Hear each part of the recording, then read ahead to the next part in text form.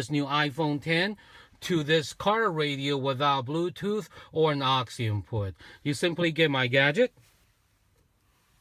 and connect it to the dongle that comes with your iPhone 10.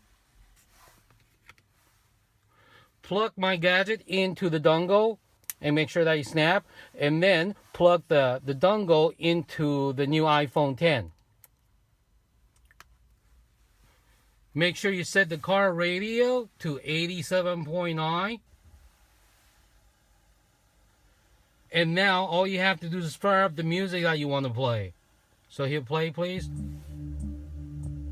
Now let's turn it up a little bit.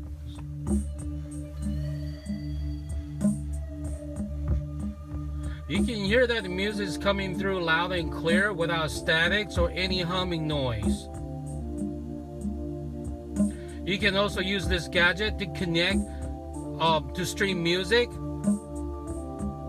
talk hands-free, and add GPS navigation functions, all from this device through your car radio without Bluetooth or an aux input. This is Wesley, the Gizmo Guy. Thank you for watching. Thank you. Goodbye.